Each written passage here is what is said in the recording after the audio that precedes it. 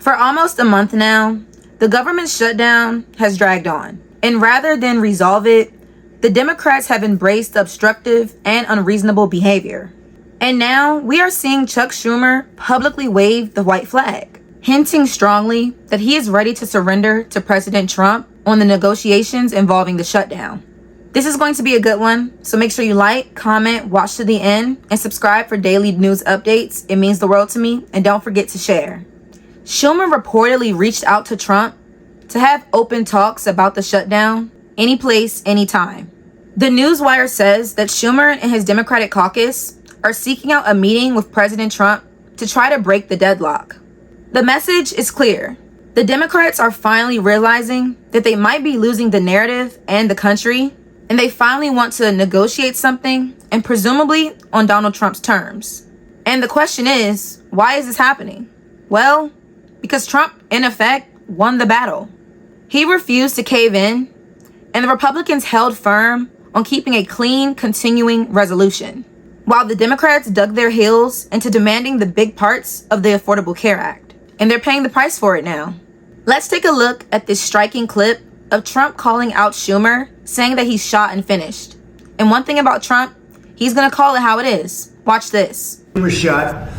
He's shot. This poor guy, I feel sorry for him. I've known him for a long time, but I think he's mentally gone. He's been beat up by young, radical lunatics. And I think Chuck Schumer he's gonzo. I really do. I think he's probably not going to run. It shows that he's losing in every poll. Now, this is hard. You know, he wants to meet with me. It's sort of hard to meet with a guy after I make a statement like that, but I'm just giving the facts. I think Chuck is probably finished. I know some people, Democrats, that would be good. Some good politicians and some, reasonable people. But I understand that they would not have a chance of, getting even the concept of holding the torch. They're not going to get it. But they have some people that I really believe they're low IQ people. They're stupid people. And they seem to be leading the party. So we'll see what happens. Look. From looking at that clip, you can see that President Trump, he's having a real serious moment. He said he truly believes that Schumer is gone, that he's mentally not there anymore because of dealing with the difficulties from his party, and that he's known him for a long time, but he really doesn't think it will work. He thinks that Schumer is gone and won't run, especially because his poll numbers, he's been losing. Trump also mentioned that someone's going to have to take his spot, and that makes me wonder, who will that be? Watch this same interview at the White House of Trump saying that he will meet with Schumer, but only under one condition. What is Senator Schumer said he reached out to you about meeting on the government shutdown. Will you meet with him before you leave for Asia on Friday? Well, I will actually. I'd love to meet with them. I just want them to open up the country first. The country is so hot right now, and they've never voted against continuation. They've never voted against. They've never done that. They're doing this because they have Trump derangement syndrome. But I would love to meet. I would like to meet with both of them. But I set one little caveat. I will only meet if they let the country open. They have to let the country open. The people want to go back to work. They want to be served. They need the services of some people, and a lot of people need the money, the payroll. So I'll do it as soon as they open up the country. I'd like to meet. So you won't meet with them until the government. Just to be clear, you won't meet with them until the government's open.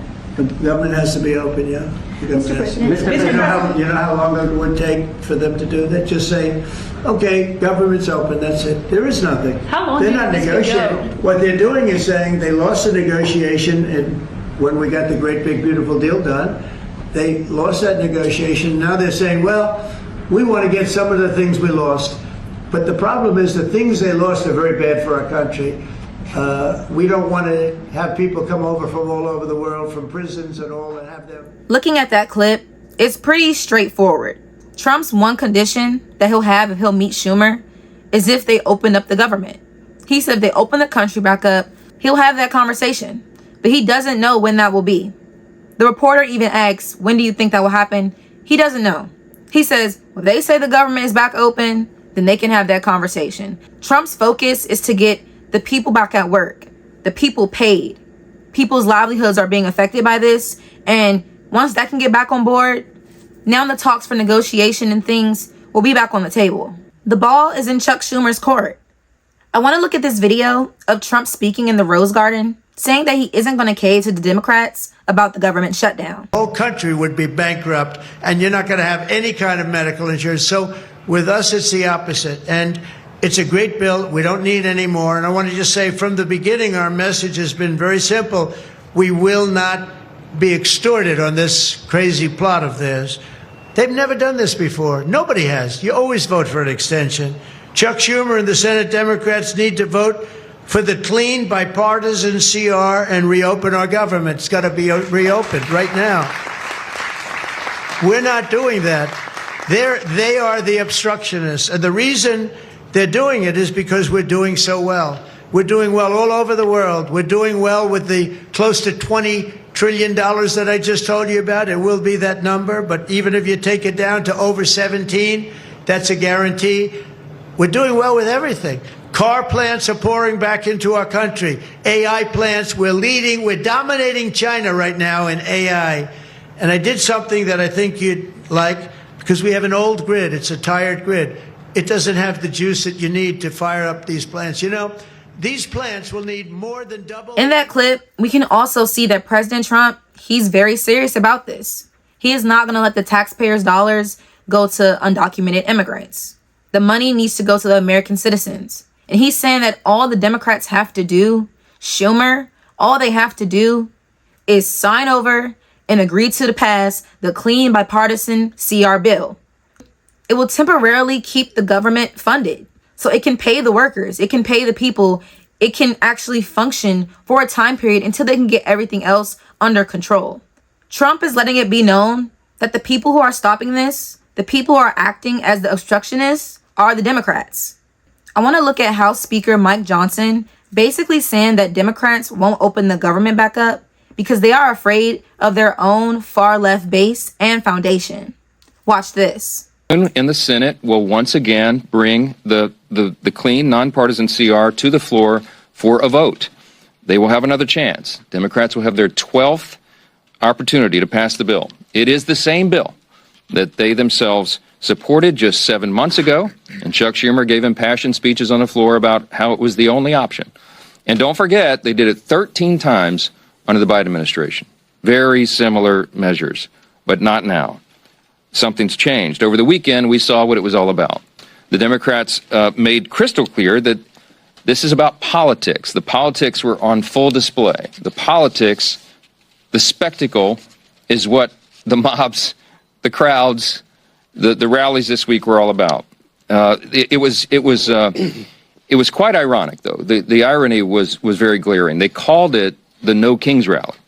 But the great irony, of course, that we pointed out over and over was if President Trump was a king, the government would be open. If President Trump was a king, he would have closed the national parks and the national mall, so they couldn't have had the rally out here. By the way, that's what President Obama did during the shutdown in 2013, closed all the parks and the national mall.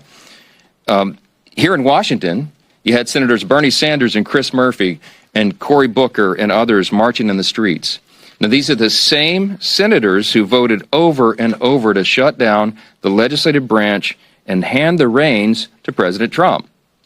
They're decrying the situation that they themselves created. This has always been about the spectacle. Chuck Schumer himself joined the spectacle in New York City. And it's interesting to note his activities there. He was standing side by side some of the most radical groups that maybe ever assembled on U.S. soil.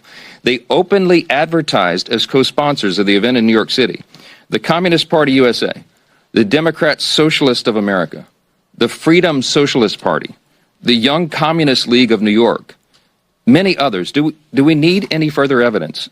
They're not hiding this. They're out in the open. They're not shy about it, because this is the core constituency of the modern Democratic Party. Viewing that clip, there's a couple things I can say. The first thing is how Mike Johnson said that they're getting a chance to vote for the 12th time to pass the bipartisan bill, the CR bill that's needed to get the government running temporarily. The second thing that kind of pointed out to me was the fact that they voted for the bill 13 times when Biden was in office. But if they don't vote for this one, why are they just prolonging it to just keep the government shut down more and more, affecting people's lives longer and longer? At this point, Something weird has to be going on. They really just need to sign it and be done with it. The American citizens should be worried, because why would you put people's lives in detriment this long? Weeks on weeks on weeks. Like, this is terrible. Our citizens and people should not be going through this. Another thing I want to mention is that Mike Johnson made a good point. He said that the point of these big rallies and protests, they want it to be political. They don't want it to actually be a solution to help the people. They want to have all of the politics involved in everything. In my eyes, they're using this politics for a bigger message that isn't the same one that's beneficial. They're using it to push their own agendas. They want to use these big protests and spectacles to influence others to get on board with what they want, to just go back and forth with Trump and pass things that aren't beneficial for the American people. Healthcare, our main priority right now, needs to be for the American citizens. It needs to be for American people. That should be our main goal and main focus. We are the ones who are paying our money to have medical care, to have health care, and we deserve it. There shouldn't be any of us lacking in that before we're moving on trying to help others. So thank you guys for watching, and I'll see you next time on KW Lawholic.